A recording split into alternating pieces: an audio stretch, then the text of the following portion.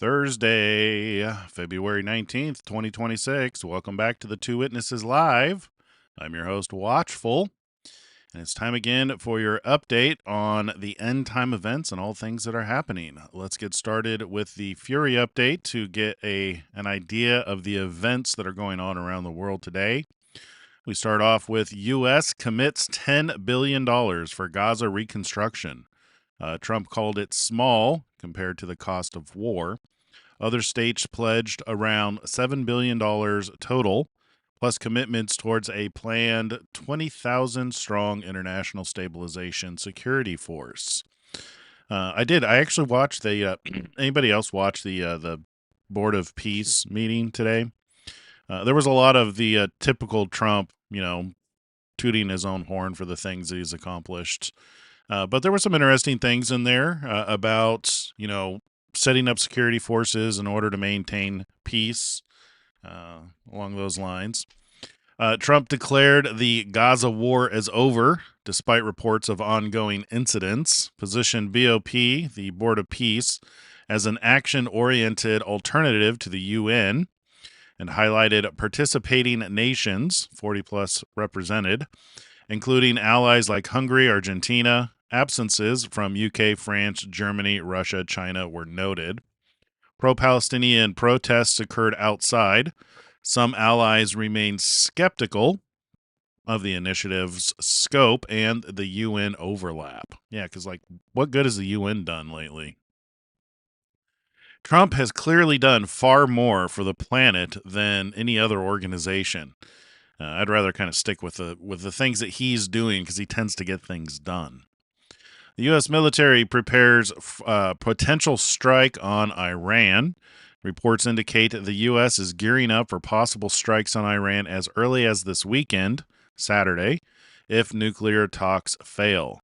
Trump is weighing a final decision amid massive buildup.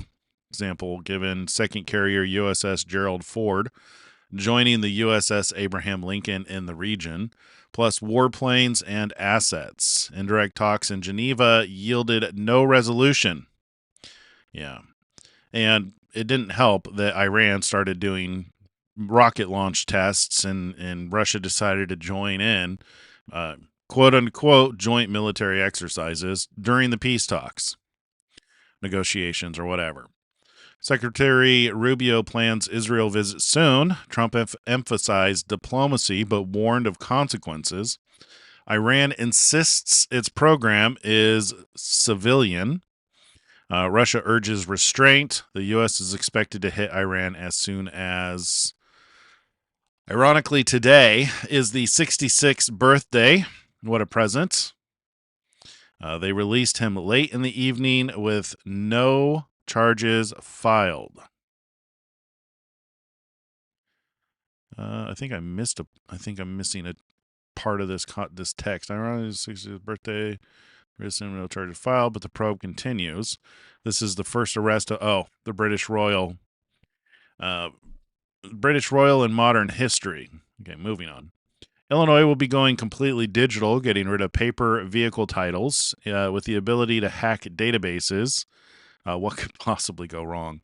Like, how would you sell it? What if there's a lien on it? And how easy will it be to sell? How easy would it be to steal? South Korea's former president Yoon Suk Yeol sentenced to life in prison for imposing martial law in 2024, insurrection related. U.S. Domestic Politics Department of Justice attorney held in contempt and fined $500 a day over an ICE case. A federal judge in Minnesota has escalated tensions between the judiciary and the Trump administration's immigration enforcement efforts by holding a Department of Justice attorney in civil contempt.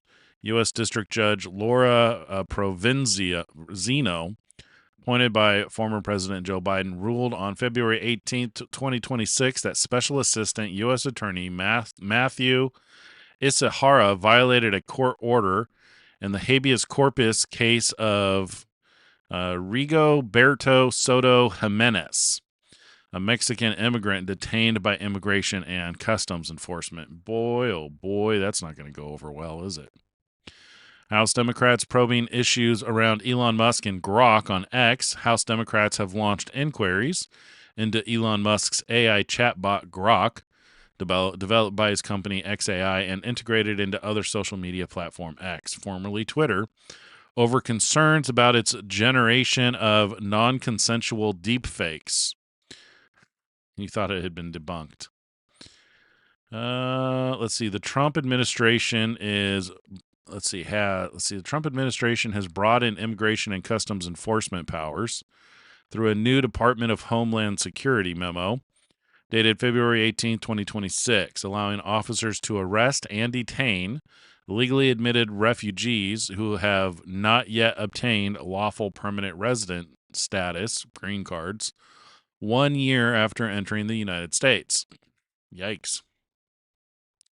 Newly released 2025 trade data shows the U.S. overall trade deficit, goods and services, narrowed slightly by 2% to $901 billion from $903.5 billion in 2024, a modest decline that President Trump has touted as progress amid his tariff policies. Of course, this is subject to interpretation as we see gains in other data. Let's see. Chicago. Yeah, this was interesting. Chicago just lost their football team. The Bears. The Bears. Have had enough and are moving to Hammond, Indiana.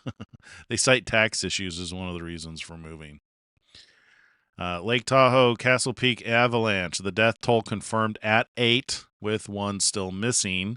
They are presumed dead. From February 17th, backcountry ski tragedy.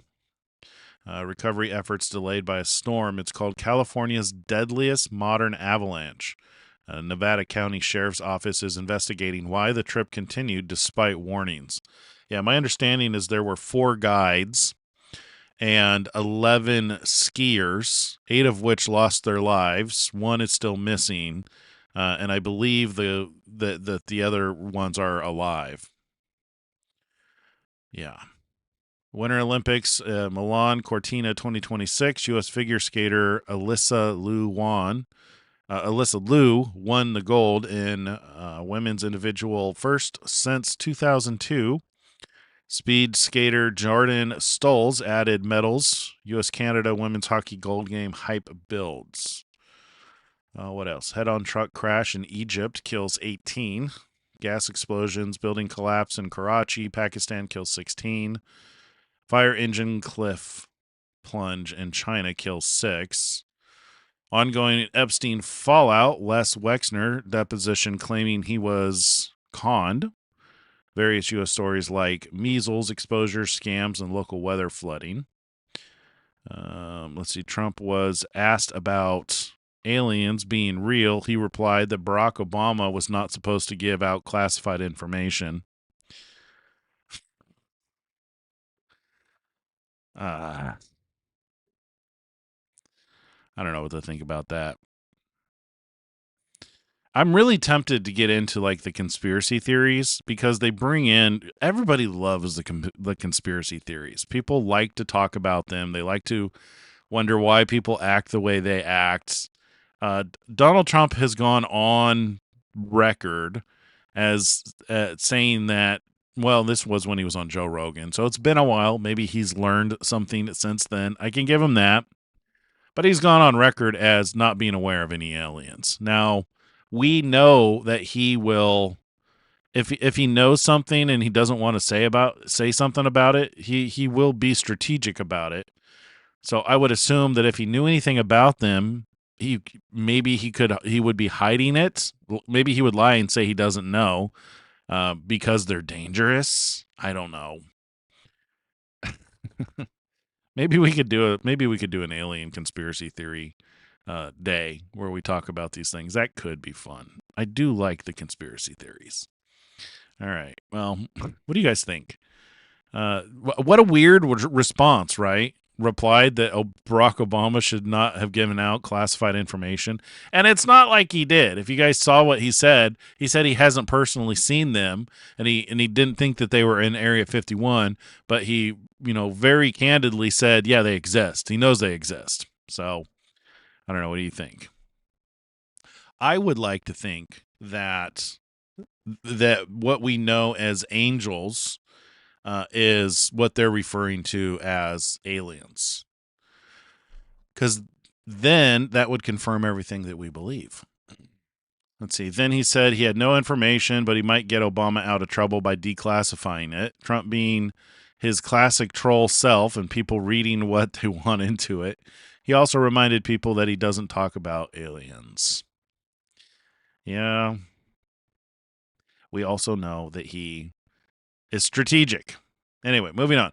According to reports from Iranian state media, including Press TV and IRIB, the state broadcaster, an Iranian Air Force fighter jet crashed late on February 19, 2026, Thursday evening local time, during a training exercise in western Hamdan province, Hamadan area. One pilot was killed, and the cause is under investigation. Likely technical or accident during routine training. As no tactical readiness, Iranian state media, the Mer News, Tasnim, and Russia sources confirm participation. So Chinese and Russian warships arrived today to participate in these. What timing? Wouldn't it be interesting if they've got technology on the ships that they could just like sense when somebody's flying a ship and just like disable it? Wouldn't that be interesting? Some angels are aliens, but some may not be nice angels, given some encounters. Yeah, it's hard to, and this is this is one of the reasons why I kind of avoid conspiracy theories now. Is I'm trying to be a first principles based source of information, to where the primary thing we focus on are facts, and then the assumptions and the curiosities are secondary.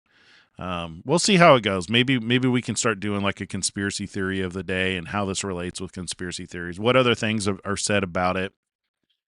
Maybe we can pattern it in a way that here are the facts, but here's the additional spice. Anyway, let's move on to our daily torment report.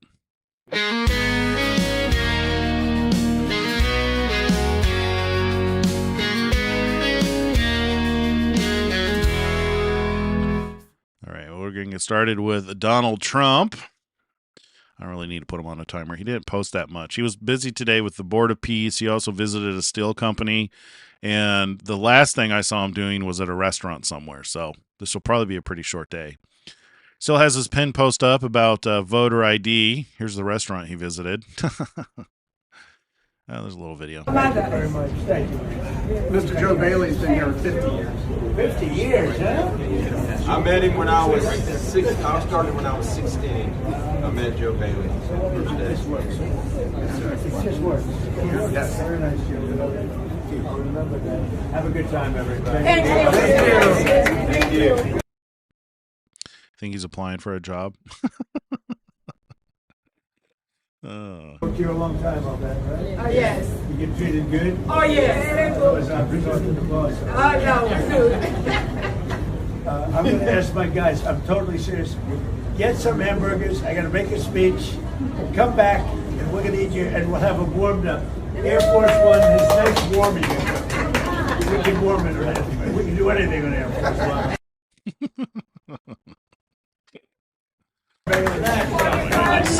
45 years. Yeah, Tinker Service is probably freaking out. That's got a good one. My president right there. Come on. He's working. Oh, he's taking a picture. Told them no tax on tips. Yes. No tax on overtime. Did that matter? Yes. Yes. She's worked here for almost 50 years. Yes. She paid tax for all those years of those tips, right? Religious I stuff. appreciate it. But not anymore. No more tax on tips. Thank you. Thank you, everybody. Thank you. Thank you, everybody. All right. Is this, what is this? So just left Cusa Steel Plant in Rome, Georgia, which is now working 24 hours around the clock after it was down to just 1 hour a year ago. It is like that up and down throughout the country. Companies are thriving because of tariffs. The United States of America has taken in hundreds of billions of dollars and quadrupled, at least national security, as a result of the economy saving tariffs. I believe he had mentioned that they're getting ready to vote on this, on if he's going to be allowed to continue to use tariffs in the way that he has. Now, when he was at this steel company, they were saying that because of the stuff that Joe Biden was doing, they almost shut down. They had stripped their workforce, and they only had enough business to keep the steel company working for an hour a day. And since Donald Trump implemented the tariffs and started moving companies to the United States and increasing the demand for steel by building all kinds of things in the United States, they're actually working 24/7. They can't actually keep up with the orders, which is what you want to hear in the country that you live in, right? Who in their right mind would want to change that to where your businesses that are supporting the country, that are providing products, that are building supplying the resources that we need to build? Why would you ship those elsewhere? Money, I guess. If those countries elsewhere are lining your pockets, because some of these politicians, they come into office poor and they leave super rich, so they don't care, which I don't understand. It seems like being in that position, you could make money other ways other than selling out your country. I don't know. It's got to be spiritual, right? Has to be spiritual. I don't think the spirit realm likes the United States of America. I don't think it likes a country founded on "In God We Trust." All right, 4 hours ago, we are going to have the SAVE Act, one way or the other, after approval by Congress through the very popular use of the filibuster, or at minimum by taking a filibuster a la Mr. Smith Goes to Washington. Let's see, the SAVE Act, all voters must show identification, all voters must show proof of citizenship, no mail-in ballots. Okie doke. 6 hours ago, the Commission of Fine Arts just approved unanimously 6-0 with one recusal because he had a conflict in that he worked professionally on the job. The White House ballroom, great accolades were paid to the building's beauty and scale. Thank you to the members of the commission, President Donald J. Trump. I only want Americans to vote in American elections. Makes sense. Indeed. Okay, these are just nominations. Let's see, what's this? So, we saw the cancel culture. We saw the woke revolution. I don't agree with the gender revolution, the climate alarmism. Which gender? Women having their rights? No, let Peter go on. I think there are two genders. So, but some of us think that there is more than one or more than two gender. I think there is male and female, and the rest probably is a social construct. So this is something that went too far. But does that justify selling out the people of Ukraine who are on the front lines dying to save their freedom and their two genders, if that's what you're worried about? Can I please finish my points? I'm sorry that it makes you nervous. I'm really sorry for that. Why is she not in jail? All right, we are done with Donald Trump. That went by pretty quick. Okay, let's move on to Elon Musk.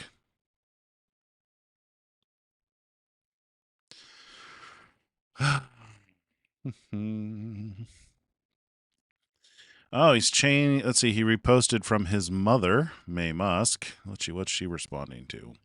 Matt Van Swall. I don't know how you all who have been longtime conservatives have dealt with the media lying to you like this. I can barely take it anymore.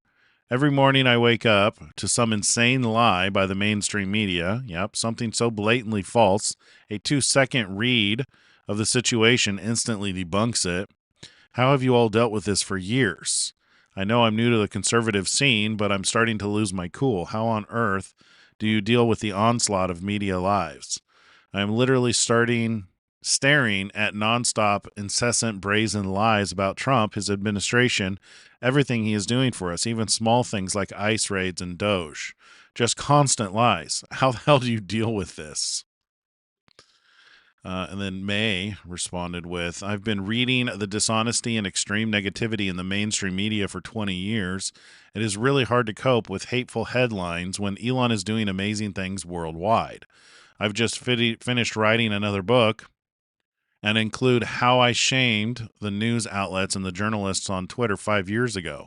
They didn't care. Every day, I'm happy that Elon bought Twitter and renamed it X. Fair enough. We're going to skip the Tesla news. The legacy media is nonstop lunatic left propaganda. Yeah, Mark, I can't stand Hillary either. It's like nails on a chalkboard listening to her. Every word out of her mouth is just like evil screeching. All right, what do we got here? Introduced the neutrality policy before Wikipedia was even conceived of, and then Wikipedia inherited it from Nupedia. Wikipedia made a real effort at neutrality for, I would say, its first 5 years or so, and then it began a long, slow slide into what I would call leftist propaganda. I mean, it's a harsh description to put on Wikipedia, but at least a lot of the political articles read that way now. But that's because they follow the news media, at least they have done in the last 10 years or so, 10 or 15 years.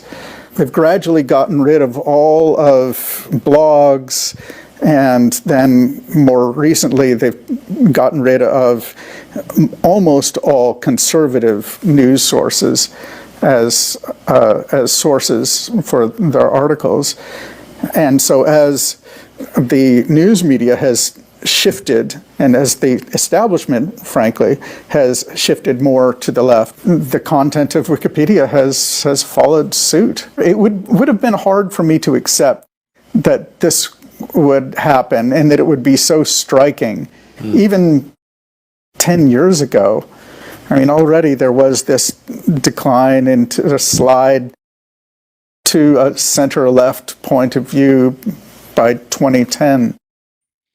Introduced the neutrality. Yeah, so Wikipedia co-founder Larry Sanger on how his site went woke. It was gradual and over time.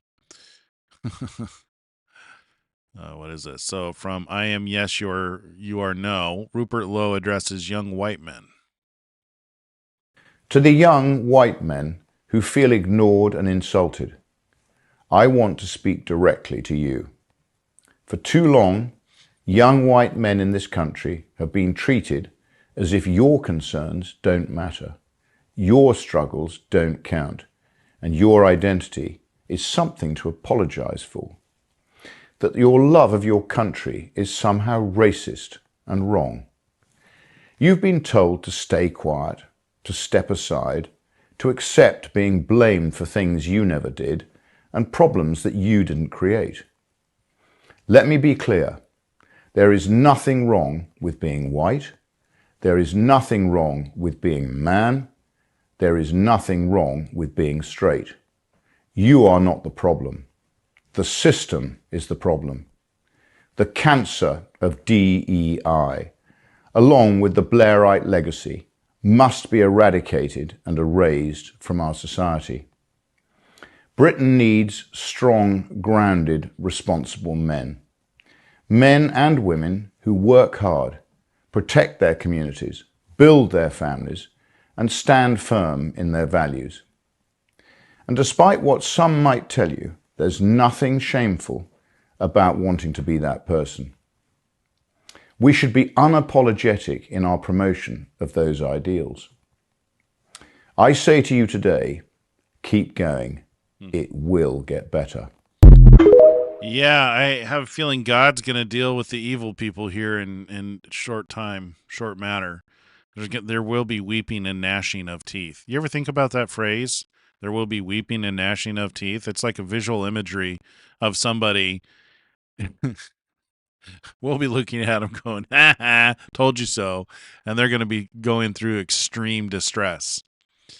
Elon Musk responded, "This needs to be said as there has been an unrelenting hate and poisonous propaganda in the West against anyone white, straight or male, over the past decade or more. It went way too far. No more guilt trips. Enough." Agreed. From God and Country, there are two genders. One goes to a gynecologist, one goes to the urologist, all others go to a psychiatrist. Amen. There you go. Well said. All right, from Kaylee McEnany, America does not have a white supremacy problem. It has a spoiled, unhinged white liberal problem. Boy, that's true. Am I in a? I'm in the post. When you start reading the memes, you know you're in the actual thread of the post. All right. Let's see. My Tesla literally saved my life yesterday. What started as a normal drive turned terrifying fast. I unintentionally fasted for 17 hours, took some medicine, and had a severe allergic reaction. My body shut down. I passed out while driving on the freeway. Mid-conversation with my wife on the phone. Thank God my Tesla had full self-driving engaged. It detected I lost consciousness thanks to the driver monitoring system, immediately slowed down, activated hazards, and safely pulled over the shoulder. No crash, no danger to anyone on the road. My wife heard me go silent and knew something was wrong. She used Life 360 to alert emergency services. They located me within 5 minutes. They attended to me enough for me to tell them I don't want to abandon my truck here on the freeway. So the Tesla autonomously drove me the rest of the way to the ER. I walked in, got admitted, and they stabilized me overnight. Yeah, these actually happen a lot. If they detect you're not paying attention, if you're asleep or have lost consciousness, they will pull over somewhere safe. And if you're in full self-driving mode and you can redirect it to a hospital, it'll drive you all the way there. Pretty cool. Did you know Elon got X from his maternal grandfather, whose group added X to the end of their names? I didn't know that. I know he's held on to it for a long time. Ever since he started PayPal, he's wanted to. He bought up the domain x.com. Did you know X is an abbreviation for Christ? In my video games, for as long as I can remember, I've always made character names with X's in the name. Just as a way for people to identify me when I use different names. It's like there's a good chance that if somebody was joining your group and they had an X in the name, they knew it was me. I don't know. There's something fascinating about the letter X. It's just kind of like it's like the cool letter, you know? X is the cool letter. I don't know why they did it. I don't know why they added X to the end of their names. It'd be interesting to learn the history of that. From Saul Sadko, Wikipedia founder Jimmy Wales is wrong. Grokpedia will crush Wikipedia. It's not AI that stole Wikipedia's work without permission. It's Wikipedia that stole the work of millions of volunteers and handed it over to the most evil people in the world to use as propaganda.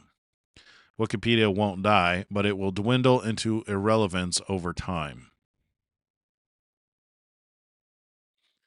Yeah, I have an auto volume thing. I have a bunch of fancy equipment to where if I speak over a certain volume, it automatically reduces the sound, the volume down.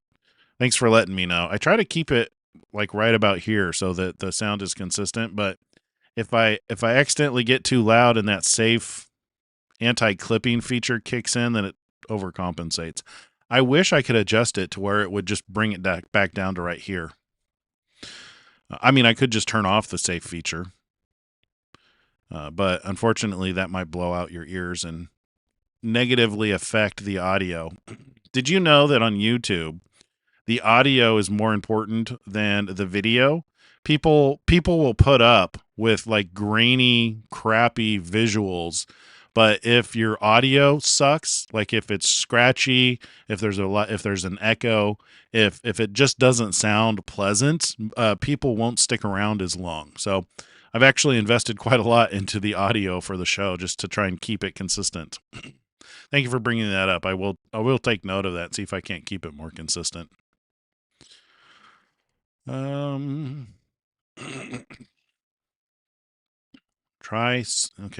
I don't know why these are getting past the filter.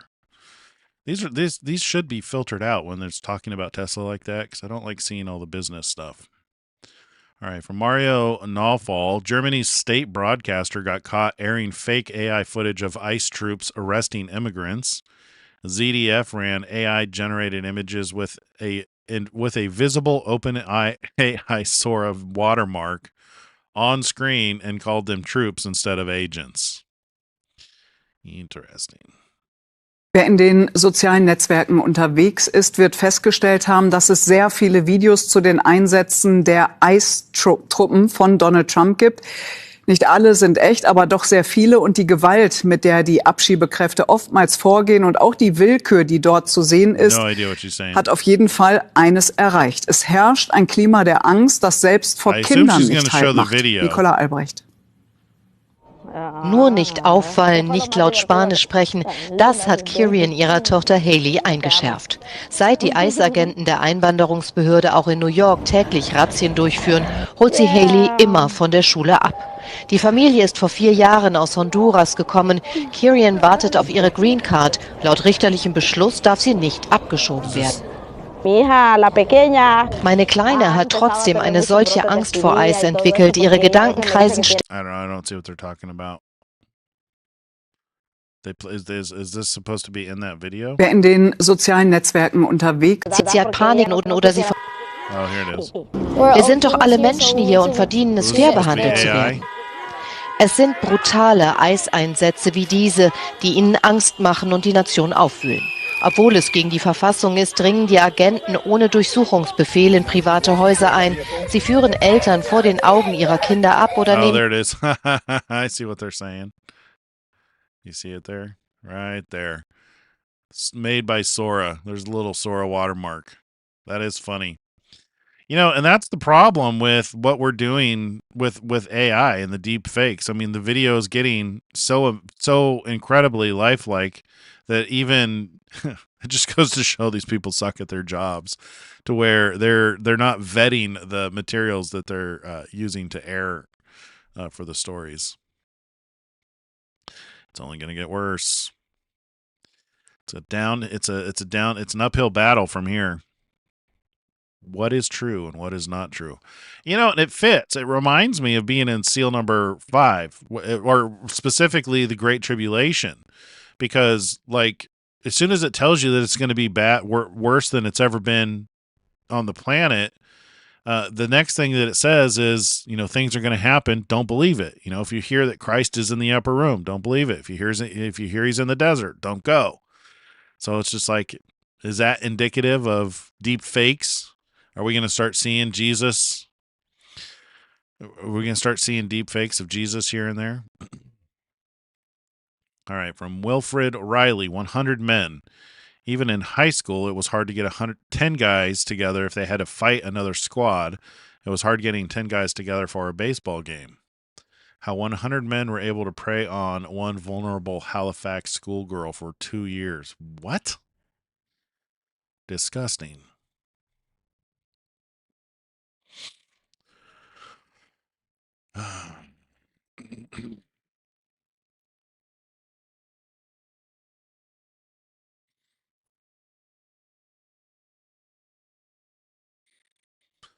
All right, dude. Elon Musk showing Tesla Roadster to Arnold Schwarzenegger in 2008. Supposedly, Elon is preparing to do another reveal on the next evolution of the Roadster, and there's speculation that it can fly, that it'll be the first commercial implementation of anti-gravity technology. I don't know if it's true, but it would be really cool. When he announced it, when they originally announced the Roadster, they were talking about putting in booster jets into it that could fire while you were driving to do something. I have no idea. Maybe increase the speed. I don't know if any of that is true, but it would be very interesting. It'd be very cool. If some, some kind of technology is implemented in a commercial vehicle that we've never seen before. It's kind of like drones. Drones, believe it or not, were a major breakthrough in technology. The quadcopters with 4 propellers, those things had a pretty big impact on the aerial, not only hobby industry, but also in like the vehicle. They actually make quadcopters that you can buy and fly without a license.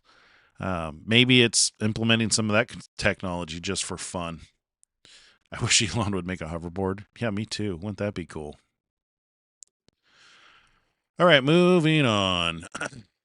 Physics is beautiful. Woke up to find my truck covered in fern frost, a rare phenomenon that occurs in just the right conditions. Surface temps drop below the freezing point of nearby humid air. Ice crystals forming, propagating out from nucleation sites, making these cool patterns. Oh yeah, I've seen that. That is really cool.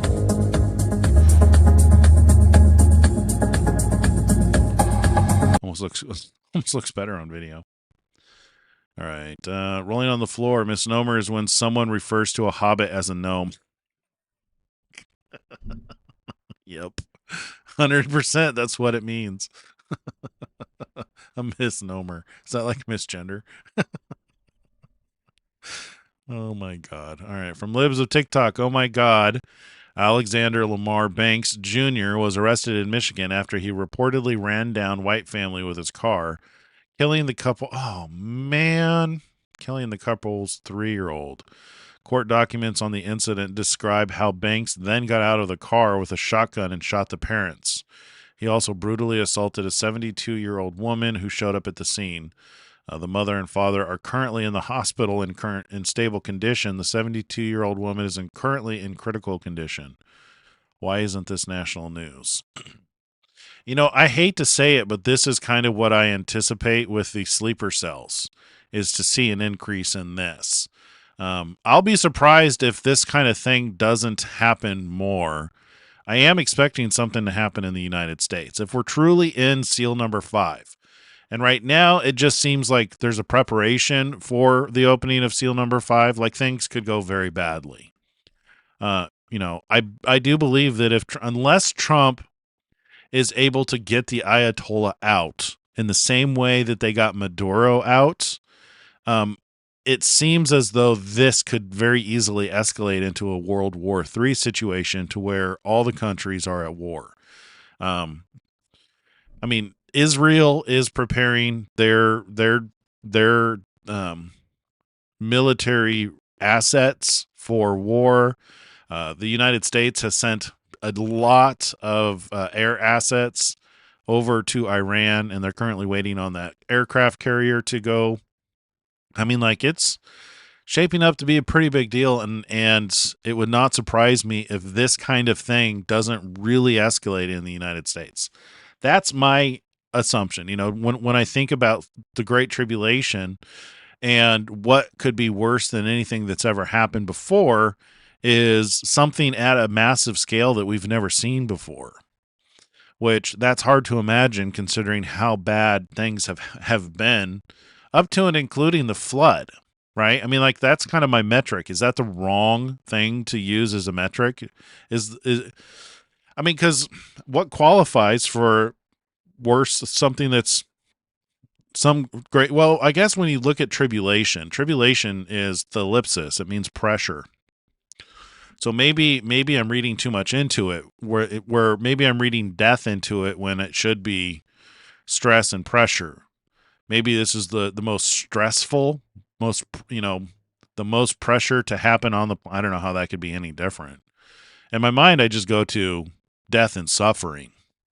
Maybe I'm wrong to do that. Maybe we should look at that a little bit closer, because I'm reminded of Daniel 12, to where it's in conjunction with Michael standing up, Michael the Archangel, to where you figure if Michael the Archangel is standing up, then, justice is about to be served. So maybe if justice is about to be served and it has a massive disruption on supply chains and just the way the world works, like literally the world. So if this is a time where justice is finally being dished out and served and corruption is being rooted out and removed, maybe it's the pressure, the stress of that disruption that is considered the Great Tribulation, which I could see that fitting. I really could. I could see that. Here's the thing. A lot of people don't know how to make food. Seriously, like if you suddenly can't get food at the grocery store, or there's restaurants that don't have access to their supply chain because of the disruption of the global conflicts, maybe bad people are being taken care of, but a lot of those bad people are in charge of kept things moving. That could be an aspect of the Great Tribulation, to where if you start to if the remove, and this is, and I think about this in regards to Elon Musk's comment when he was working at Doge. He had made the comment to where the corruption is so bad that if you completely removed it, the system would collapse. To where it's like, we think that the corruption is like this parasite that is preventing the system from succeeding, but in some cases it's so embedded in our system and the way things work, to where if you were completely remove that parasite, the host would die. Maybe that's what the Great Tribulation is actually about. Maybe it's less about the actual death and more about justice and judgment being poured out and finally taken care of. Interesting. I think I might look into that a little bit more. That's an interesting perspective. That might be why Jesus, in Matthew 25, gave that demonstration of how he's going to separate people. When he arrives, he's going to separate the sheep from the goats. Because I'll tell you what's going to happen if the supply chains are disrupted. People are going to internalize and protect their own, where they're not going to help others. They're going to worry more about their friends and family, themselves, their family, their friends, depending on how well prepared they are. So, we may be in a situation that's temporary, and if you're selfish and you're not helping people and people starve and suffer as a result of it, because you think you need to keep, 3 years worth of food, and you're not willing to, sacrifice a little bit to help other people, that's going to bear negatively on you. So, I mean, that's our mentality. We're prepared to help people, but at the same time, we're also prepared to be self-sufficient. We're on a farm. Here's a couple of things that I've learned about being self-sufficient. Always have seeds. You can buy a stock. You can buy 25,000 seeds for like $15 on Amazon, and then if you're always prepared with 2 to 3 months worth of food in your pantry, and it doesn't have to be great food. It could be rice and beans and salt and flour in bulk, or other there's canned food. You can have a lot of canned food in your pantry. Having 3 months will typically get you to a growing season, to where you have different types of seed that you can grow. We're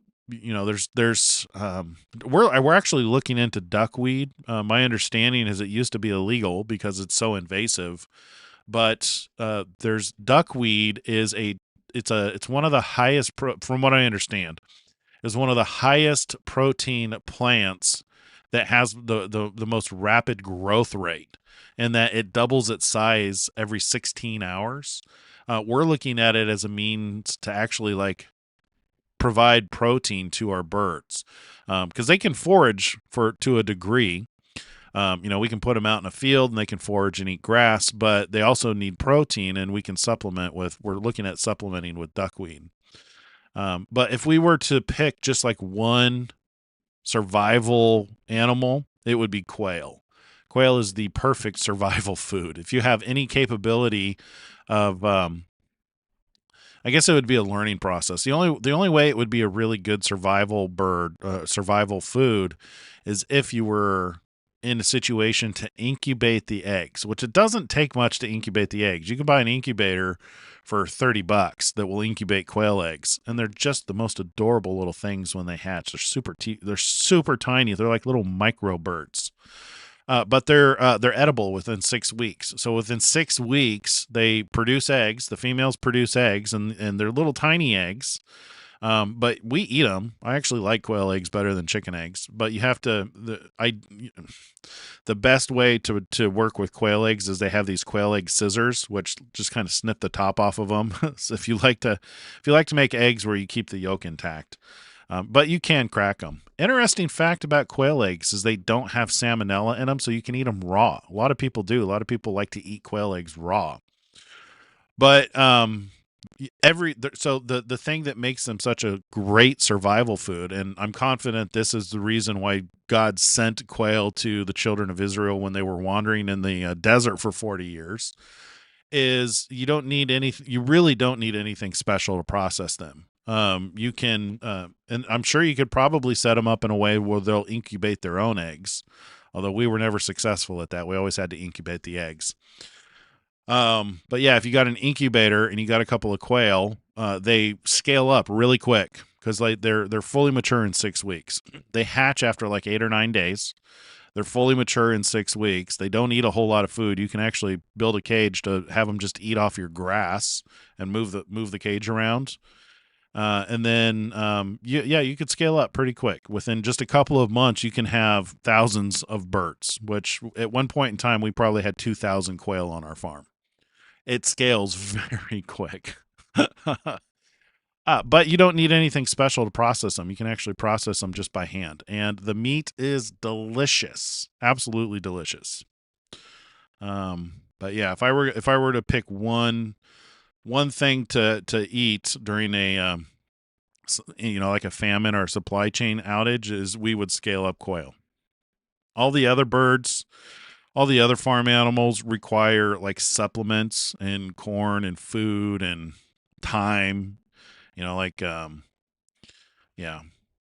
mean, chickens are okay. Certain chickens, as long as you don't get like really big ones. If you just get like the average size chicken that can just root around in your yard and basically feed itself, they're good for eggs.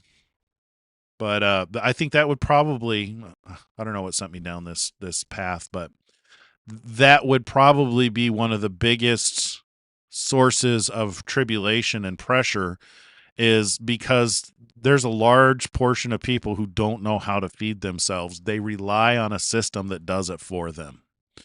So like learning how to make your own bread, making your own food, growing your own food. A lot of the people who've got their little gardens in their backyards are probably going to be fine.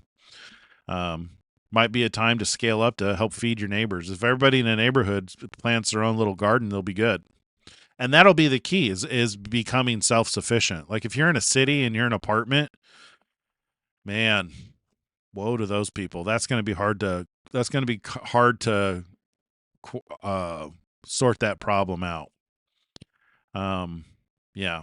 But that could be a source of tribulation. Maybe I'm overthinking it. Maybe there's not sleeper cells that are, going to rise up and just start, doing another Al-Aqsa flood. Oh, the video we're going to watch today is going to give additional information about the Al-Aqsa flood and what it was meant to be. And we're going to look at that in comparison to Revelation 12, where the serpent cast out the flood after the woman, because it relates right now to what's going on with Iran. So when we're done here with Elon Musk, we're going to watch that video. Interesting thought though, right? I mean, like maybe the tribulation is more of a disruption, and it just is the most pressure on the planet. In the past, people were significantly more self-sufficient. Can you imagine the generation today feeding themselves? You're talking, I would say, at least a couple of billion people who don't know how to feed themselves. It would be an interesting statistic to look at, like the amount of people on the planet who are capable of actually feeding themselves and their family by just producing their own food or foraging. You could forage for food, but that's a little more on the risky side, because there's definitely things you can eat that will kill you. There's mushrooms that you can live on, and then there's mushrooms that'll, make you crazy. There's mushrooms that'll heal you, and there's mushrooms that will kill you. There's, same thing with berries and edible plants. Yeah. Anyway, let's get back to Elon Musk, and then we'll watch that video. What is this, 60 minutes? Do we watch this? This is the first all-electric sports car, the Roadster, made by Tesla Motors, a small startup in Northern California. Yeah, you can floor it. No problem. It'll be fine. All right, here I go. You ready? The chairman of Tesla, Elon Musk, says the Roadster can accelerate from 0 to 60 in 4 seconds. It's propelled by more than 6,000 finger-sized laptop batteries and not a single drop of oil. Silicon Valley's Elon Musk made his fortune by inventing PayPal, the online banking service. He launched Tesla 5 years ago with no experience at all in the car business. Now he has over 1,000 orders for the Roadster from people like George Clooney and Governor Schwarzenegger. They can afford it. This beautiful Roadster costs a fortune. $109,000. $109,000. It's a deal. It's a deal. And our car's twice the efficiency of a Prius. So a Prius is a gas-guzzling hog by comparison with our cars.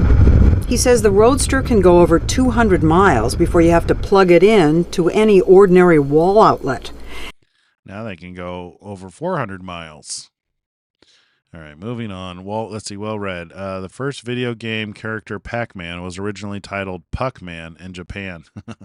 However, for its North American release, the title was changed to Pac-Man. Interesting. 100% would have happened. From Historic Vids, what is this? The world's first video game played on its original 1957 hardware in October 1958. Why are we reading about video games? Physicist William Higginbotham developed what is widely recognized as the first video game, Tennis for Two.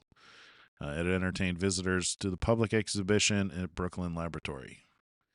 The Post's headline is inaccurate. Tennis for Two was created in 1958, not 1957. The original hardware was dismantled in 1959 with no surviving version. The video shown does not depict Tennis for Two. Main point about it being for an early video game holds. Okay. ChatGPT is racist. Describe white pride using only one word. Racist. Describe black pride using only one word. Empowerment. Oh my goodness. Oh, let's see. Christopher Stanley. This is a big deal. Take a step back and think carefully about the implications as governments begin embedding AI deep into their systems and why it matters which model they choose. What is this? Gemini. If the only this is the whole are we at that point now? This is the whole misgendering Caitlyn Jenner. It was 17 hours ago. Oh, he just reposted it. All right. Here's another one he reposted from himself. The most likely outcome is that AI and robots make everyone wealthy.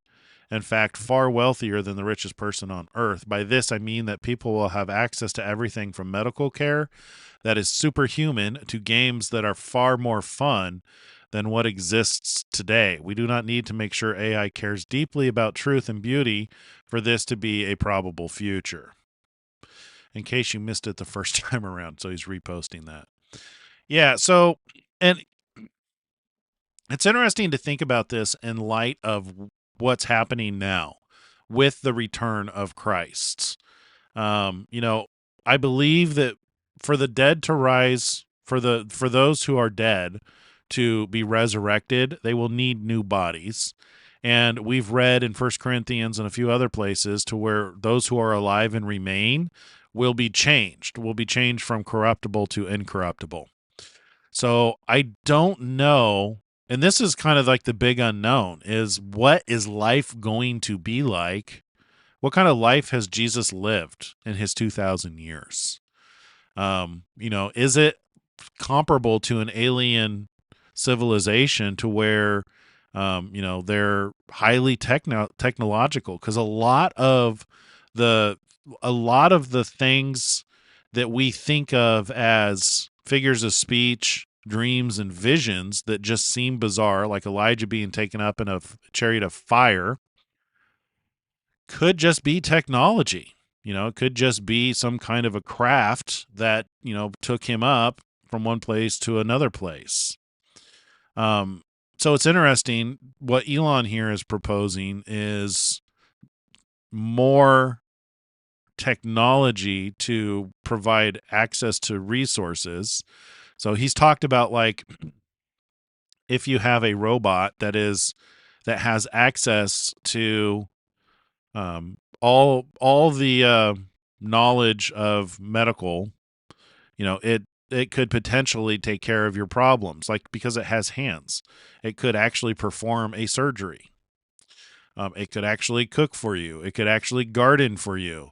You've got something that can actually do work and provide, resources, which is one of the things that he's referring to as, wealth is having need of nothing, right? So that you could focus on more existential things in life.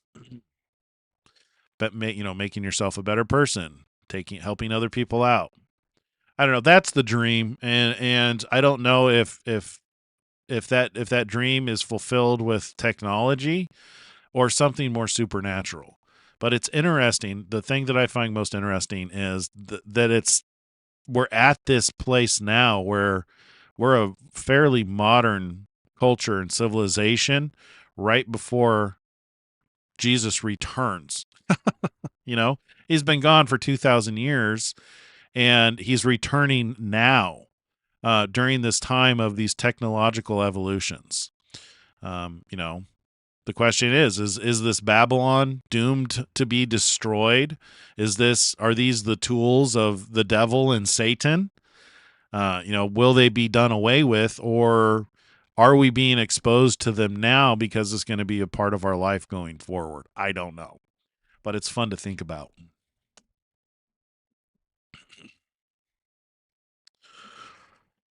Let's see. From Brian Rommel, I cannot find any low points. Okay, just grok stuff. And what's this? Yeah, so moving on, a court in Germany yesterday ordered Elon Musk's social media site X to hand over data related to upcoming election in Hungary to researchers for scrutiny. And I think the most important words there are Elon Musk. I think it's like a post from here from Autism Capital really sums it up. It's like this is going to be a continued problem for Elon. Every country is looking for an excuse to get their hooks into the platform, whether election integrity, abuse claims, hate speech, etc. All of them, including US, want total control over information flow and censorship. I think it's just so crazy because it's all anti-Elon, anti-X, and trying to ban free speech, just so that they can have control on what people say, think, and do.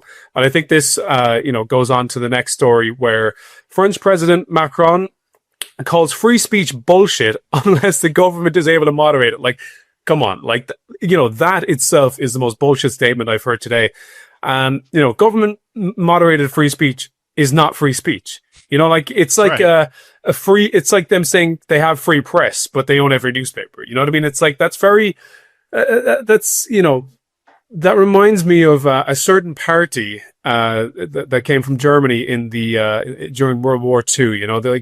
It's like they're calling all of the people who are posting and want free speech a certain word, yet they're kind of the ones who are enacting on all of that. So it's pretty crazy what's going on over in Europe at the moment. Yeah, honestly, free speech was established during the French Revolution in the Declaration of the Right of Man and of the Citizen in 1789. And it's funny because Robespierre advocated for free speech and then eventually restricted it for the sake of the revolution. So we're just seeing them run it back. Yeah. Yeah. History never repeats, but it does rhyme. So that's, but it's crazy. It's really, really crazy. And it seems like this is just a nonstop And it's all, again, just a pretext to censor the people of Europe and beyond. It's pretty crazy. But hopefully we can, X can fight back, Elon can fight back, and, we can put a stop to these totalitarian bureaucrats in the EU. Yep, looking forward to it.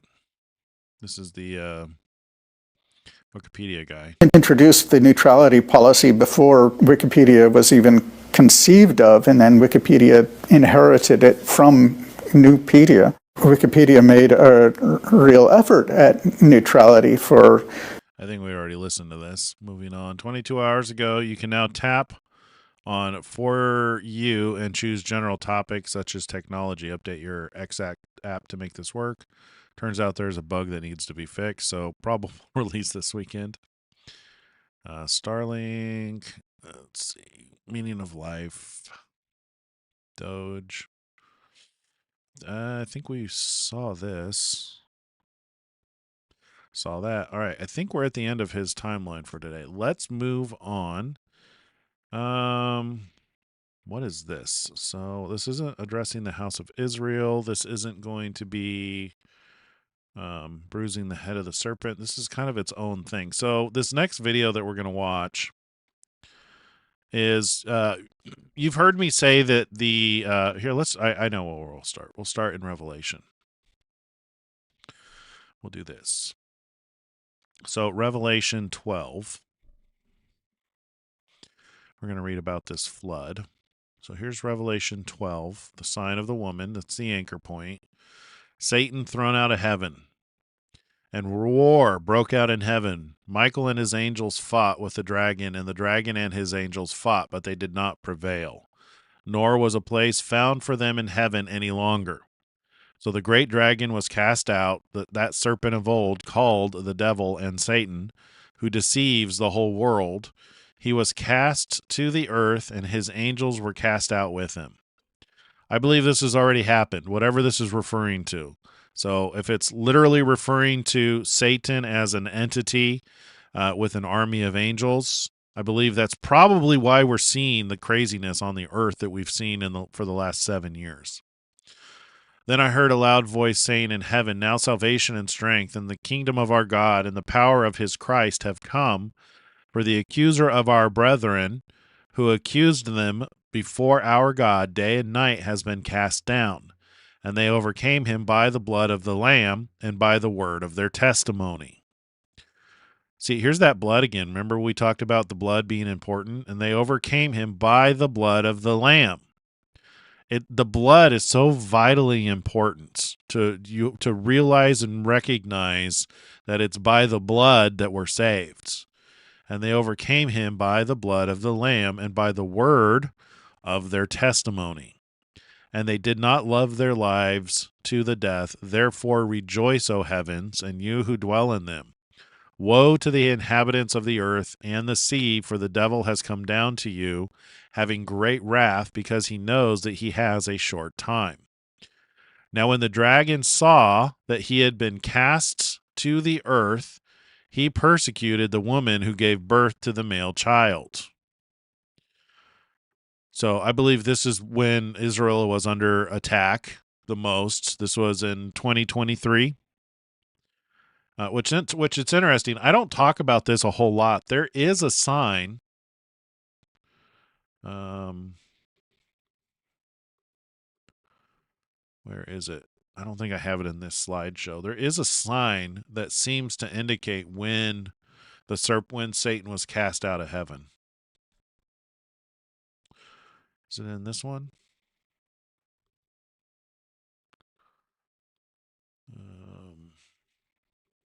I don't think it is. Oh.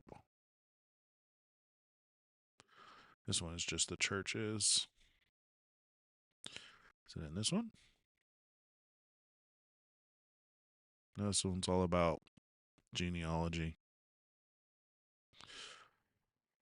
I don't have it prepped. There is a sign that happened in when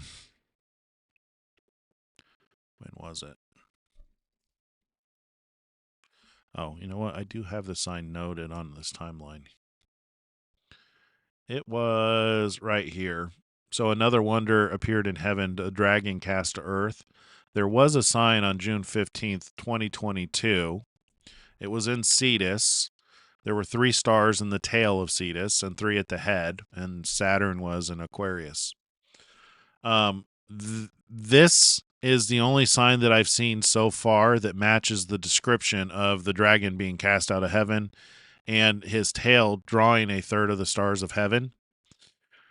So as far as a date, that happened right before the Al-Aqsa flood. So that's what we're talking about here, the Al-Aqsa flood. So now when the dragon saw that he had been cast to the earth, he persecuted the woman who gave birth to the male child, Israel.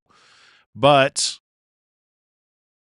the woman was given 2 wings of a great eagle that she might fly into the wilderness to her place where she is nourished for a time and times and half a time. I believe this is the support of the United States. Even Joe Biden under his administration defended Israel, surprisingly, where she is nourished for a time and a half a times from the presence of the serpent. So the serpent spewed water out of his mouth like a flood after the woman. I think this is the Al-Aqsa flood. It's a loose comparison, but I think it fits chronologically based on the Revelation 12 sign, and the only sign that I can find that matches the Revelation 12, 3, and 4 sign that talks about the serpent being cast down to earth. And then we're going to watch a video about this. So the serpent spewed water out of his mouth like a flood after the woman, that he might be caught, that he might cause her to be carried away by the flood. It was the purpose of the Al-Aqsa flood. This is the video we're going to watch. The gentleman's going to describe what players were involved, and it includes Iran, and what the intention was for Israel. They intended that the flood completely destroy Israel. That was the intention. But if we continue in 16 here, but the earth helped the woman, and the earth opened its mouth and swallowed up the flood which the dragon had spewed out of his mouth. And the dragon was enraged with the woman, and he went to make war with the rest of her offspring, those are Christians, who keep the commandments of God and have the testimony of Jesus Christ, Christians. So this is what we're going to listen to now. So we're going to look at some history on what was planned and what actually happened in regards to this. So that is this video. So then within this, October 7th, what was the true point behind that as far as Hamas was concerned? Well, October 7th is something, I would say, rather complicated. Hamas were armed by Iran. So Hamas was armed by Iran.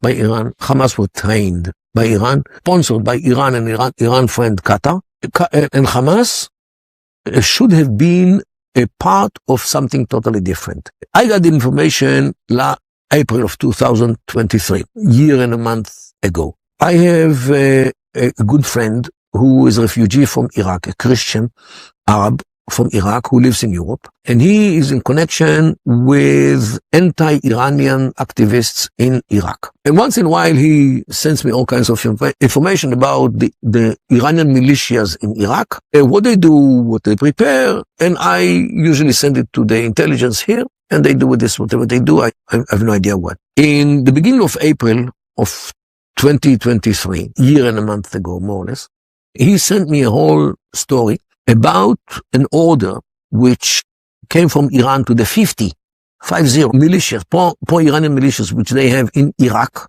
only, ordering them to start getting prepared to a war against Israel, which will be carried out by launching missiles, drones, and by incursion on the ground from the Golan, from Syria, to get prepared. What they need, and to wait until the Iranian order to start the war. The same order was given. So what he's saying is he had gotten wind in April of 2023 that they were planning, that Iran was orchestrating and working with Hamas, training Hamas, arming them and getting their missiles ready, and everybody was supposed to wait for a key trigger before they went in to attack Israel. Giving to the 17 militias, Iranian militias in Syria, the same to Hezbollah in Lebanon, the Houthis in Yemen, and Hamas and the Islamic Jihad in Gaza as well. So remember how the abomination of desolation, how I said that, we read about it. It's not really clear in Matthew 24, but when you look at the parallel record, so in Matthew 24, it says, then when you see the abomination of desolation spoken of by Daniel the prophet standing in the holy place, I think that's also the same thing that he's referring to. And the reason is because when you look over and you look at Luke 21, the comparable record, but when you see Jerusalem surrounded by armies, then know that its desolation is near. That's also what he's talking about, is all the nations surrounding Israel. They were all supposed to start an all-out war against Israel in 1 minute, in 1 second, when they get the order from Iran. According to the Iranian diabolic plan, Israel would collapse within 2 to 5 days, because Israel would be under a barrage of missiles coming from all the directions, barrage of drones coming from all the directions, and incursion on the ground, as we saw in the south, also from the north, occupying the 5 towns in the north, which is next to the border, Kiryat Shmona, Rosh Pina, Ma'alot, Shlomi, and Nahariya, and all the Yeah, so they were completely surrounded. The intention was to hit every single aspect. So hit them by missiles, hit them by drones, hit them by incursion on the ground. And the plan was to completely destroy and collapse Israel in 2 to 5 days.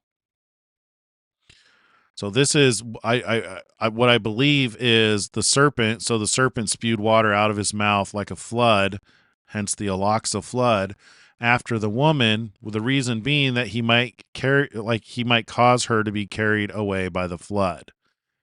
And then you have the parallel over here but when you see Jerusalem surrounded by armies, then know its desolation is near. Let those who are in Judea flee to the mountains. Let those who are in the midst of her depart. Let not those who are in the country enter her. There were people out in the country at a festival. For these are the days of vengeance, that all things which are written may be fulfilled. But woe to those who are pregnant and to those who are nursing babies in those days. For there will be great distress in the land and wrath upon this people, Jerusalem. And they will fall by the edge of the sword and be led away captive into all nations. There were hostages led away captive into Gaza. I don't know about the all nations. And Jerusalem it'd be interesting to learn if anybody was held captive outside of Gaza, if they were held captive in other nations. I don't think they were. And Jerusalem will be trampled by Gentiles until the time of the Gentiles are fulfilled. That's interesting. Then there will be signs in the sun and the moon and the stars, distress on nations, perplexity of the sea. We're seeing all of this. This is seal number 6 right here. So you've got seal number 5 pretty much right here. Doesn't really go into seal number this is seal number 4. Doesn't really go into the seal number 5. Then you got seal number 6. Anyway, this is what we're talking about with the flood. Going back. Kibbutzim and the Moshavim in between, capturing thousands of people, killing thousands of people, because only in the north we had in this area like 80,000 people. So imagine how many victims would have been there. In Gaza it was like 1 of 10 of this. And all Israel air bases, facilities of electricity, water supply, roads, communications, the facilities in the sea, of the gas facilities in the sea, everything will be bombarded by those missiles, and Israel will exhaust its Iron Dome within a day, arrow in another day, and Israel will remain exposed after 2 or 3 days. And that ended up not happening, although you guys remember the attacks, the thousands upon thousands of missiles that were launched at Israel, and Iron Dome just swatted most of them out of the sky. Americans are still asleep in Virginia and the Europeans are still where they are. Israel is being wiped off the map. This was the Iranian plan. Hamas should not have started a war by themselves. They jumped the gun. They went before the plan. Iran's plan was planned to be carried out only after Iran owns a nuclear weapon in order to deter any retaliation, to deter Israel from retaliating. And they were very close to that nuclear Hamas weapon. had different timetable because along 2023 there were talks between Israel and Saudi Arabia about normalizing the relations between Israel and Saudi Arabia. Why is this so important? Unlike the Emirates, Bahrain, and Morocco, which are the countries of the Abraham Accords of 2020, Saudi Arabia is a leading country.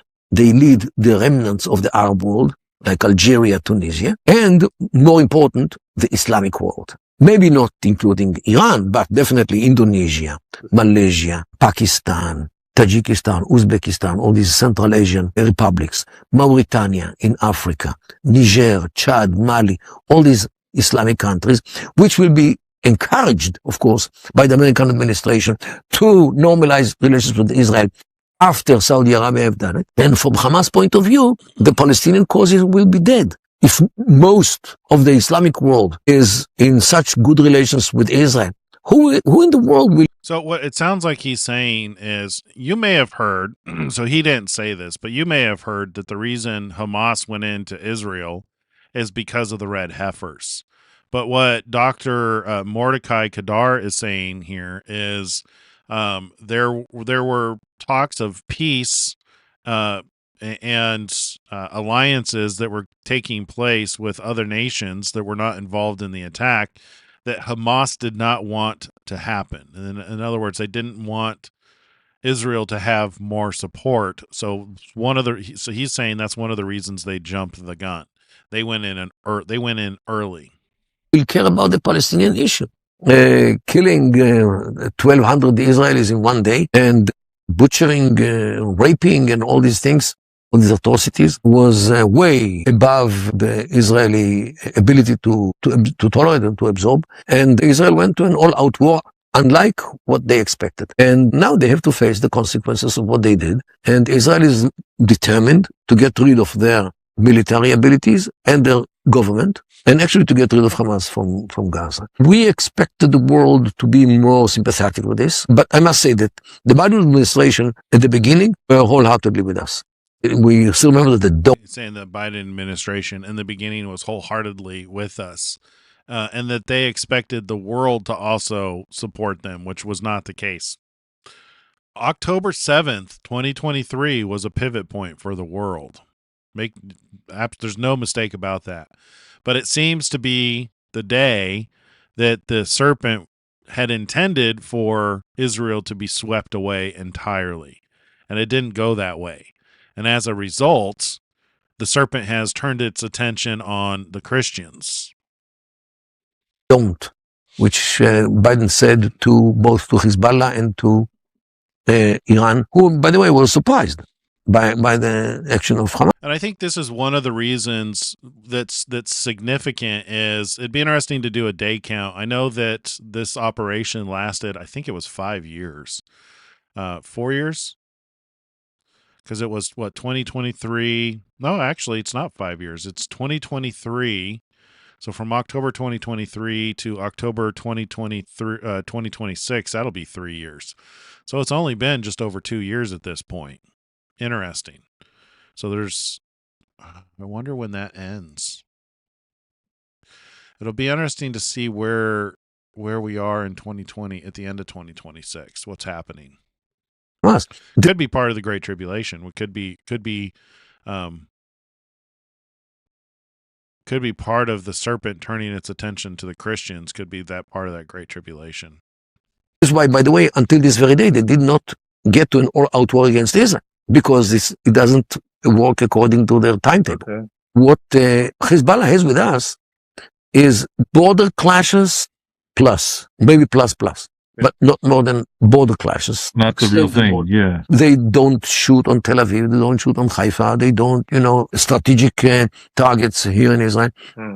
All they do, they shoot on the border, maybe beyond the border a little bit, because they don't want now an all-out war, because Iran has not yet achieved nuclear weapon. Look, I'm not in a situation to thank Hamas for what they did, but they actually destroyed the big diabolic satanic plan of the Iranians. They did. Because now Israel understands it. By the way, I published this in April when I got this information. I published it because I also gave it to the army, but this information doesn't concern only the army. It also connected to the electricity grid, to the water supply, to the emergency services here in Israel, municipalities. Actually, everyone wants to know that there is a plan to get rid of us all. So it's not only the army. Secondly, this is not something which is out of history, because the Independence War, 1948, was multi-front war. We had it from Egypt, Jordan, Syria,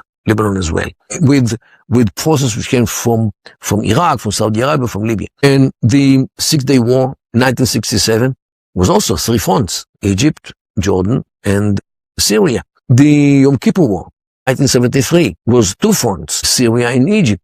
So the fact that here we have 5 fronts is not something which is totally out of context. So it's not a secret. Secondly, if people talk about this in Iraq, in Syria, in Lebanon, in Yemen, in Gaza, shouldn't we Israelis know about this? So I published the whole plan of the Iranians. It was published on April 9 of 2023. Within 1 day, I saw it in English. People translated it. Yeah. I saw it in French. I saw it in Arabic. And 5 days later, on April 14, Sinwar is giving a sermon or a speech in Gaza. And he recommends everybody to read Mordechai Kedar's article. That's amazing. So what do you see is Iran's master plan is sabotaged by Hamas's greed? What do we need to look for next with Iran's plan and what they do to pivot from this? How should we be preparing and be aware? Well, although the component of surprise doesn't exist anymore, because first of all, Israel took out like 80,000 of the Israelis who live next to the northern border. So they cannot capture them, or kill them. Secondly, half of the Israeli army is in the north, ready to face Hezbollah. So now it's a very bad time to invade Israel by Hezbollah. It's not a good time. Israel is aware of it. And don't forget that for like almost 2 months, we had here in the sea a whole fleet headed by the Ford aircraft carrier, with a whole entourage of all fleet of ships with weapons, with ammunition, with bombs, with everything needed. And only this fleet could, as much as I assumption, I assume that they could flatten Iran if they wanted, or maybe Lebanon as well. So this was totally not according to the Iranian plan. Definitely was not planned by Iran. So actually what happened with Hamas actually destroyed the Iranian plan. I will thank them, because when they burn kids and decapitate children and rape women and kill so many people in such a barbaric, satanic way, I'm the last man on earth to thank them. But definitely they destroyed the Iranian plan. But look, though they did it, the intention of the Iranians and all their proxies to destroy Israel didn't vanish, didn't go anywhere. They might postpone it for a while until Israel falls asleep on God, as it did on October 7th. And they will do it. It could be now, it could be in a year, 10 years, 20 years, 30 years, who cares? There is a verse in the Quran which says, is with those who have patience. And they have a lot of patience. We Westerners, our clock is very short, We want everything instant coffee, for example. Here in the Middle East, they don't know what instant coffee is. Yeah. They have only real coffee, which they boil and wait until it bruises and, everything. Yeah. Because it's a whole ceremony. And you need patience. Wait until it boils, wait until this. It's not like the instant a culture as which we have. Yeah. Here, the timetable is totally different. But now you've sounded the alarm. The Israeli government knows, intelligence knows. What do you feel is going to be Israel's next step in dealing with the Iranian threat? I have no idea. You have no idea? I have no idea, because first of all, Israel is not alone in this. Yes. Iran threatens not only Israel, the Iranian missiles can reach London and beyond, and Iran is actually a danger to everybody. They know how to launch missiles from submarines. So imagine like... And this is the next thing that we're looking for, and why an escalation of war with Iran could affect the entire world and definitely disrupt supply chains, causing the worst amount of the most pressure and the most crushing pressure to ever happen on the planet. You know, that's making more and more sense to me the more I think about that, because if you think about it, if it was only death, if the Great Tribulation was primarily focused on death, then how would it be worse than the flood? Because the flood killed the most people on the planet, leaving only 8 survivors. So in order for it to be worse, it would have to kill everybody except for 7. It would leave 7 survivors. Then it could be said that it was the most tragic event to ever happen. But that's not what it says. The Great Tribulation doesn't say it's the most tragic, does it? It says, for then there will be great tribulation, such as not been since the beginning of this world, no, nor ever shall be. So it says tribulation, not great death. Interesting distinction. I wonder if we have any study tools in here.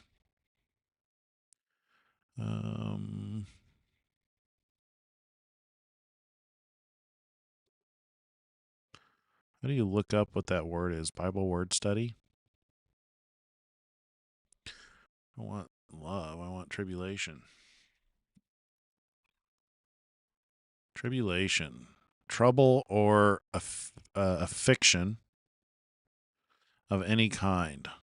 I think that's affliction. Tribulation and anguish are the penal sufferings that shall overtake the wicked. The word denotes calamities that were to attend destruction of Jerusalem. That's not very helpful. Matthew 24, then they will deliver you up to tribulation and kill you. There it's separate, tribulation and kill you. There's 2 different things. I don't really like this study Bible. I just want to see what the word is. Like, I'm pretty sure it's the Greek word thalipsis. Is there a way I can look at like the word? Like a concordance or search inline, search Bible, sermon starter, look up maybe? Tribulation, trouble or affliction. Tribulation or anguish. It doesn't tell me what the word is in the Greek. Oh, this is just the Easton's dictionary. Well, Logos, your research capabilities are minimal. All right, anyway, let's get back to the video. Like a submarine which shows up somewhere in the Atlantic. And reaches us in America. Wherever they like, or New Australia or wherever. Okay, so they can do whatever they like. And don't forget that they think, that they believe that they are directed by Allah. That according to the Shia, the leaders of the Shia are, as they say in Arabic, ma'asumin, infallible. They cannot make any mistake. They're like the Pope. To them. Even more than the Pope. They are connected directly to Allah. And therefore, if they decide to develop nuclear weapons and maybe to use them as well, this is a divine decision. It's not their decision. They get it from His Majesty. So, and this is how they think. Nuclear weapons in the hands of these people is very dangerous. Very dangerous, because at any given moment they can decide that Allah gives them the order to use it. And who are the swine eaters and the wine drinkers to tell them what to do and what not to do? They look at all the others from high and above. The Jews are defiled, while Christians as well, and they drink and they eat whatever they eat. So Who cares about them? Who gave them the permission to talk to us, Muslims, believers? This is how they look at it. That's why negotiations with them is futile. No, without any meaning. And the only thing which works with the Iranians is credible threat. Not a threat, because we don't believe you, it's not a threat. Only credible threat. A threat which they believe that you will do to them what you threaten them. And there are three, I would say, proofs to this. First of all, as you might remember, when they took over Iran in 1979, February, they bursted into the American embassy and they caught 52 more, maybe some of them were intelligence personnel, diplomat, but still they were immune by the diplomatic immunity. A diplomat you cannot catch, you can tell him to leave their country because he is a persona non grata, undesirable person. So you can give him 24 hours, 48 hours, 72 hours to leave the country, and that's what happens. They caught these people, these American diplomats, and they held them 444 days against the international law, against everything. When did they release them? In the minute which Ronald Reagan, this whole thing happened when Jimmy Carter was the president. But Ronald Reagan replaced him when he stood on the lawn of the White House, pledging allegiance to the Constitution as a president who comes to office. Why? They released them. The same minute, the airplane which carried these 52 men left the Iranian airspace. Why? Because along his campaign, Reagan, he said that the first thing which he is going to do when he steps into the White House as a president will be to take care of the Iranians. Now, he was, an actor. He says, I'm going to take care of them. Do you believe it? With all the gestures of how in the Westerns, you take care of somebody. They understood that this taking care will not be nice. So this was a credible threat. So they released the 52 diplomats without anything. No money, no releasing of anybody. They just got rid of them before the president takes care of them. Okay? And this is what we say in political science, credible threat. The second was in the end of the war between Iran and Iraq. This war erupted in 1980 and continued 8 years until 1988. It finished not because the Iranians were defeated, but because the United States, by mistake, knocked down an Iranian airliner above the Gulf, causing the death by mistake, of like 200 people, the passengers and the crew. The Iranians suspected that this was intended. And if America comes into the war with Iraq, this is something which Iran cannot face. So they raised the white flag. Although it was a mistake. Yeah. Right. But they viewed it as a threat of America to become part of the coalition against Iran, so they give up. This second proof. The third proof was in 2003. The invasion against Saddam Hussein, invasion of Iraq, by the Americans and the Europeans and many others. The Americans said that they will be finished by June. They thought that the 3 months will be enough in order to rebuild Iraq as a democracy. I already told them that this is nonsense. It cannot be. It may be, could be 30 years, but not 3 months. But they thought, and they were talking about continuing the war in June, maybe on Iraq, on Syria, on both. This was the discussions. I took part in these discussions. So I know. Iran halted its nuclear weapon program immediately because they were afraid that they will be targeted with the next target of Iran, of the United States after Iraq. But they started the insurgency in Iraq. They helped it, they supported it, they trained the people, and they armed them, and they equipped them, and they actually sponsored this. And America had all the evidence needed in order to blame Iran for the participation in the insurgency. It took 3 years. America did nothing against Iran, although the American intelligence had all the information about Iran participation in the insurgency, and they did nothing. So they understood that America more or less becoming a paper tiger. So they resumed their nuclear program in 2006 after holding it for 3 years. So this shows you that when they are afraid that the world will do something, they are deterred. What do I say? In order to... I'm surprised they don't have a nuclear weapon. It wouldn't surprise me if Russia doesn't give them one, Russia or China. them to get, in order for the world to get rid of the Iranian nuclear weapons, the world leadership, headed by the American president, should have sent them a letter saying this: Dear Iranians, or Khamenei, your time is over and your game is over. We don't believe in one word which you say. You have 1 week exactly to get rid of all the facilities and all everything for the uranium and the enriched uranium, whatever you have, everything which you have about this nuclear program. You have 1 week exactly to ship it to us on ships. If you fail to do it within 1 week, we are going to flatten you with the earth, and we are around you, and we are already warming the engines. Don't call us, we will not call you, and read our lips, we mean business. We say what we mean, and we mean what we say. You're finished in 1 week. Now, the more credible this threat is, the less is the chance that you have to use it. If you have a 401k or an Anyway, that's where that video ends. But I thought that was interesting. I was watching that video today. It's a fairly new video. When did that come out? It came out 9 hours ago. So the Dr. Mordecai Kadar is an intelligence officer who knew about what Iran was planning before the Al-Aqsa flood. And turns out he was right. And now, in hindsight, looking at it, it fulfills, what the Bible told us to expect during this time. It seems to be the abomination of desolation, spoken of by Daniel. And we also know that if you by touching Israel, you're touching the apple of God's eye. So that's a big no-no. And then it also seems to line up with the serpent casting out that flood, intending to carry away the woman with the flood, but the earth opened up and swallowed it up. So if indeed that's what this is, then we have a better understanding of that imagery that was used to describe this period of time.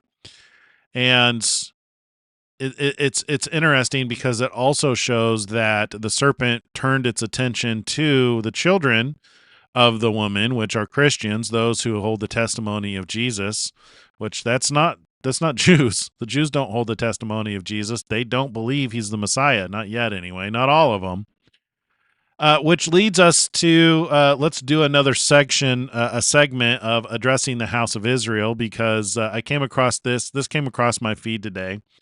Tovia Singer is just a good target. I may just dedicate a segment to him, to addressing Tovia's nonsense until he believes that Yeshua is the Christ.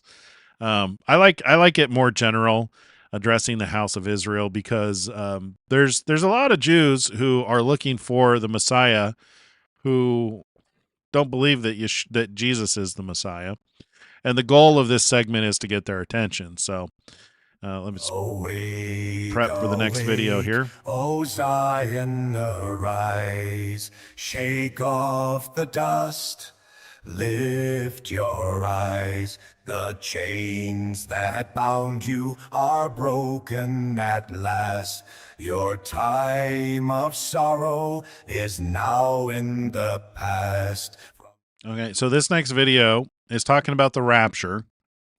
Now, I'll be the first to tell you the word rapture is not in the Bible.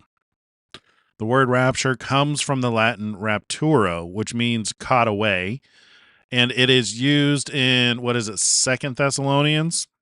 The falling away must happen first.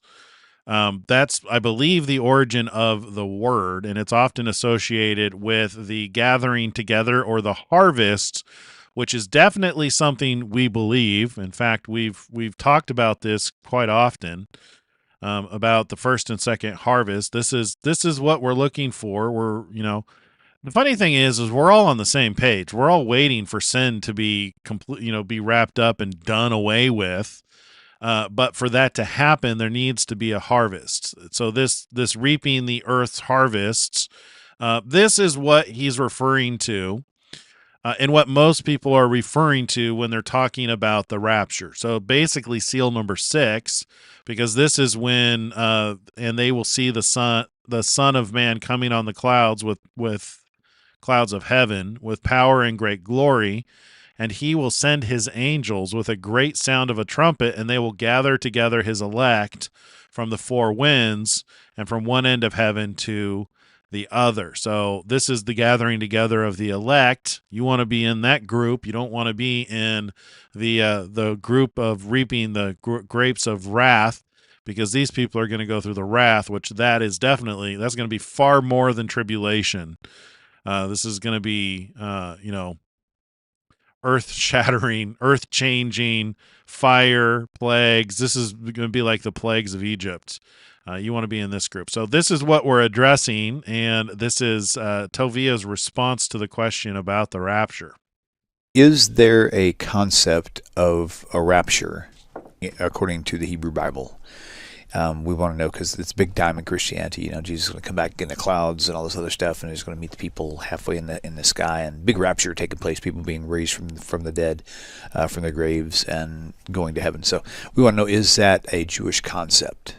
Please explain. Okay. The book of Revelation in chapter 21 is making the claim. Wait, chapter 21? What are you talking about, Willis? That's when all things are made new. You're just skipping straight to the end. That's not the rapture. That's after the rapture. That's after the earth has been wiped clean and reset. That is found in Isaiah chapter 65, a new heaven and a new earth. Okay. Whether you take Isaiah 65 literally or metaphorically, I think the latter, I'm in favor of the latter. Just like I don't believe that wolves and lions will become herbivorous and their digestive system will change in the Messianic age, but I think those are pictures of a trend. So that's a weird thing to say. Is anybody who has a dog, when they don't feel good, they eat grass to feel better.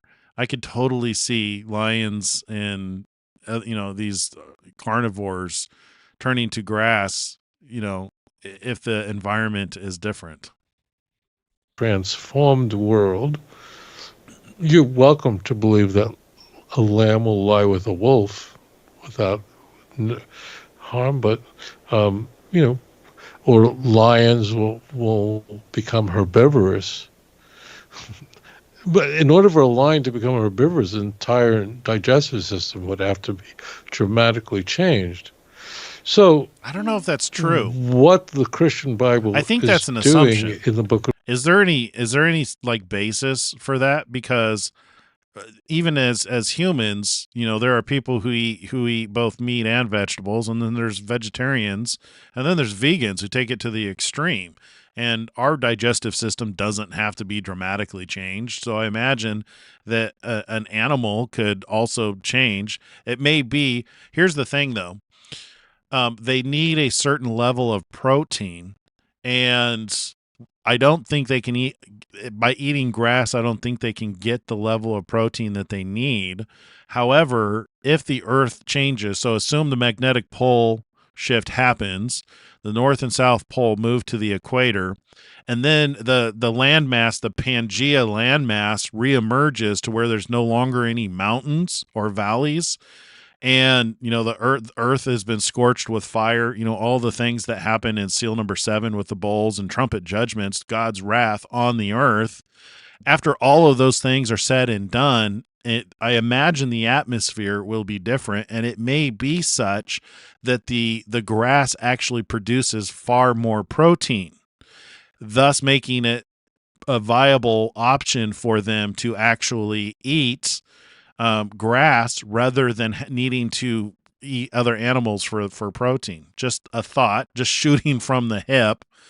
If you're going to make assumptions, I can make assumptions too. I think that's a very logical assumption that that science would back up. That it'd be interesting to see if the Creation Science Museum has done any tests on plants in their hyperbaric chambers to see how the pre-flood conditions affect plants. Oh, there is one. There was a study. Somebody, let me see if I can look this up. There was a guy who planted a tomato plant in a hyperbaric chamber, and the thing grew like a tree. It was a Japanese guy. Tomato plant in hyperbaric chamber. Dr. K. Morai's tomato plants.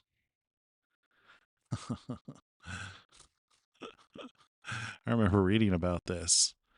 So you got hyperbaric chambers applying pressure up to 800 kps at room temperature significantly enhance post-harvest tomato preservation by delaying ripening, maintaining firmness, and reducing water loss, acting similarly to low temperature storage. These conditions reduce leucocene.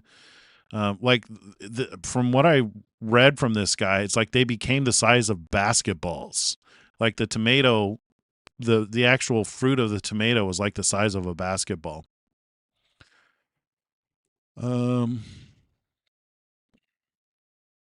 Pre-flood experiments produced a tomato.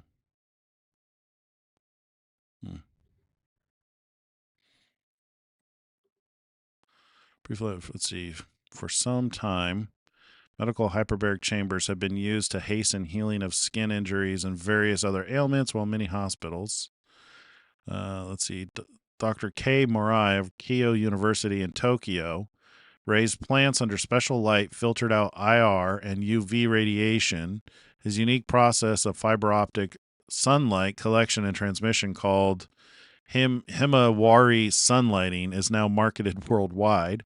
At first, Mori feared the filtered light would be detrimental, but after extensive experiments, he claimed it could promote healing, and because of ultraviolet is blocked, the sunlight does not fade fabrics. I thought he did something with a hyperbaric chamber, too. Under pipe sunlight, filter sunlight. Well, you got the name. You guys can Google this and look into it further.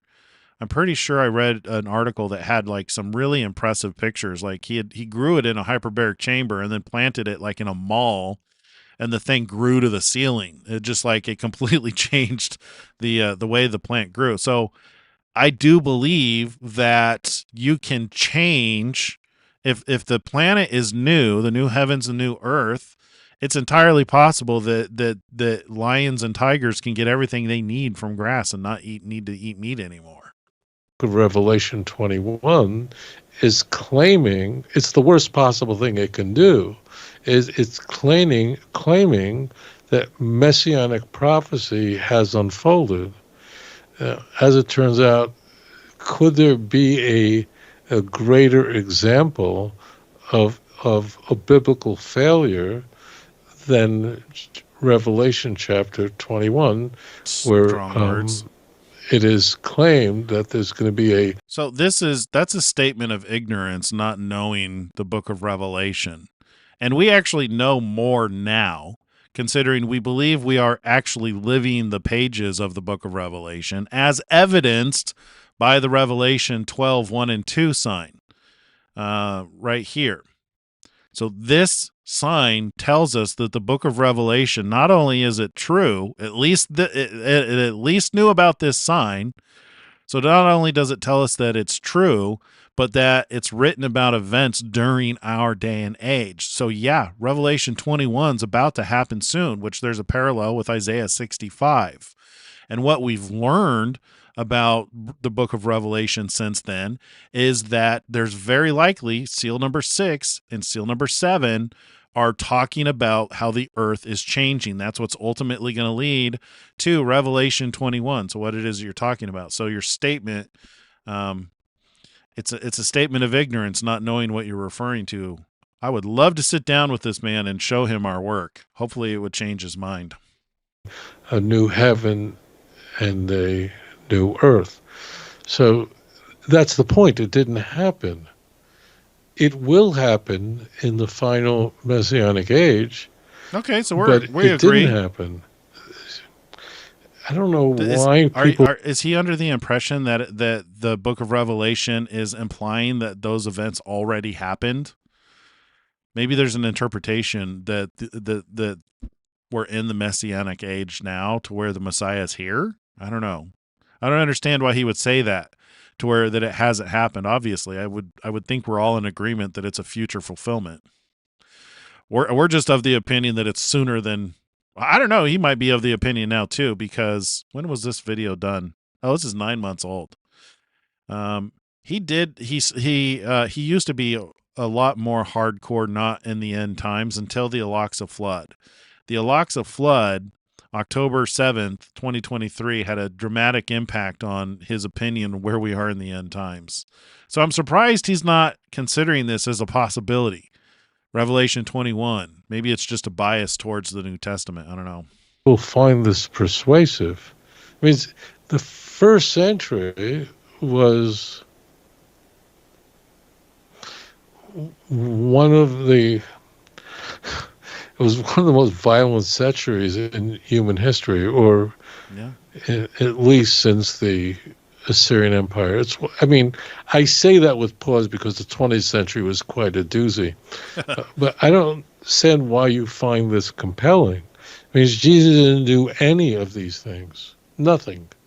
Second coming, that's exactly the refuge of a false religion, is to claim a second coming. They all do it. He didn't do it now. He's going to do it the second time. Well, hang on a minute. That's another statement of assumption that I wholeheartedly disagree with, because Zechariah 4 implies that there's a laying of a foundation and then a returning to apply the capstone.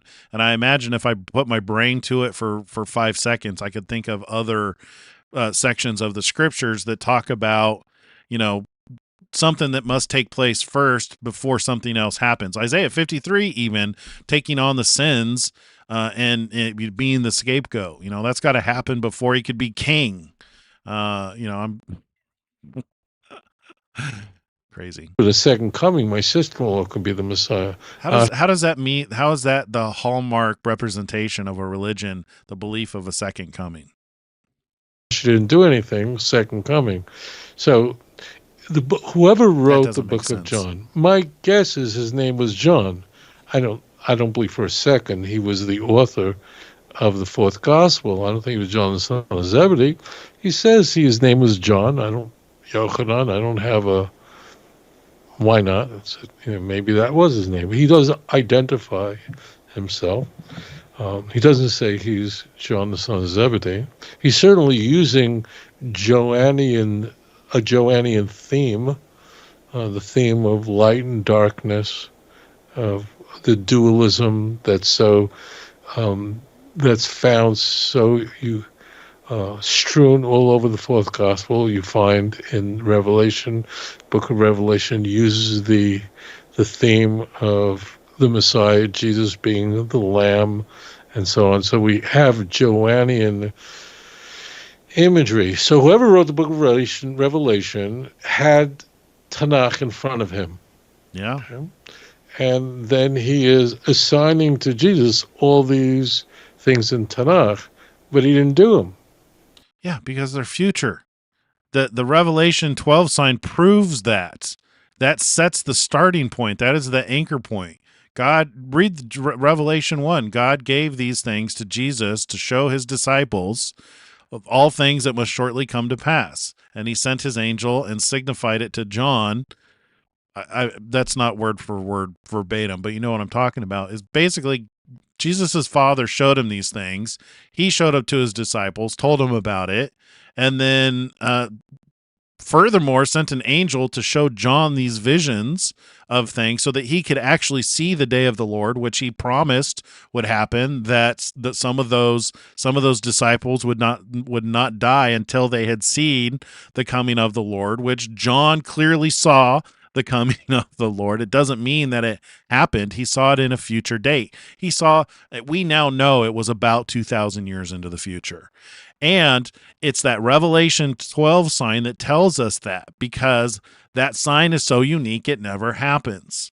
I mean, it could have happened in 439, but that one didn't fit perfectly. 2017 is the one that fit perfectly.